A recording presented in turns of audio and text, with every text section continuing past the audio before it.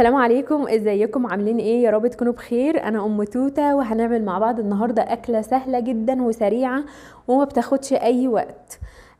سخنت الحله على النار وحطيت فيها شويه من الزيت. الاكله ما بتحتاجش اكتر من زيت، بس عادي براحتك، عاوزه تستخدمي زبده او سمنه عادي.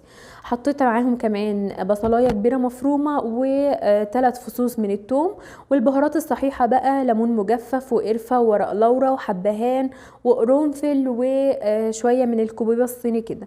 معاهم كمان 3 قرون من الفلفل، ونزلت بمكعبين من الصلصه بعد ما البصل كده ياخد لون والبهارات كلها تتشوح وتشم ريحه بقى كده حلوه جدا في المطبخ.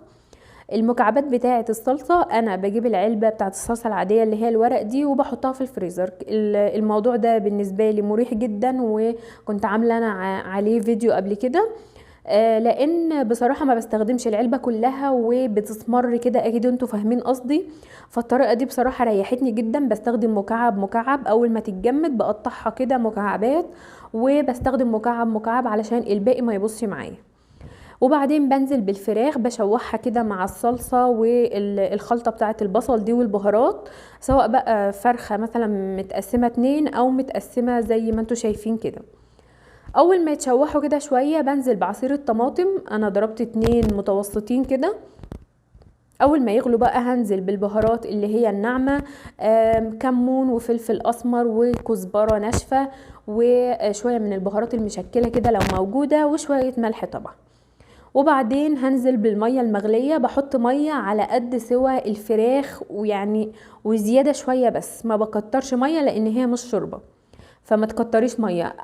على قد سوى الفراخ، وزودي حبه صغيرين بس بعد السوى.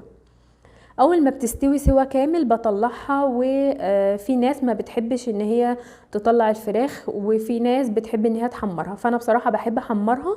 فطلعت كل الفراخ اللي معايا وحطيتهم كده تحت الشوايه في الفرن. وبعد كده نزلت بالرز، الكميات طبعا بيبقى على حسب اعداد الاسره. ونزلت معاهم بشويه من الزبيب. طبعا الزبيب بيبقى حلو جدا جدا في الكبسات. والرز على فكرة مش لازم يبقى رز بسمتي، انا بعملها بالرز البسمتي، وعندي ماما بتعملها بالرز المصري، والاتنين بيبقوا حلوين جدا بصراحة، ما فيش اي فرق. ولو الرز احتاج معاكي شوية من المية بتزودي طبعا شوية من المية على حسب كمية الرز. وبتسيبيهم بقى كده على نار هاديه يستوي براحتهم. مش عايزه اقول لكم طعم الرز بيبقى عامل ازاي. الرز بيستوي طبعا في الميه اللي هي واخده كل البهاريز بتاعه الفراخ، فبيديله طعم رهيب رهيب رهيب بجد. ودي الفراخ بعد ما شوحتها كده في الفرن تحت الشوايه، بتغرفيهم بقى كده. طبعا الكبسه بتبقى معروفه ان الفراخ او اللحمه بتبقى على الرز كده، بس الكبسه الحمراء دي مهدور حقها. دايما بنعمل اللي هي الكبسه البيضه العاديه، بس دي بصراحه اطعم واحلى. هي والمندي دول اكلتين مفضلين جدا بالنسبه لي. زينتها كده بشويه من البقدونس، ومش عايزه اقول لكم الطعم عامل ازاي. جربوها ومش هتندموا، لان هي برضو سهله وسريعه وما بتاخدش وقت في السوى، وكمان ما بنفضلش ان احنا نستخدم مواعين كتير.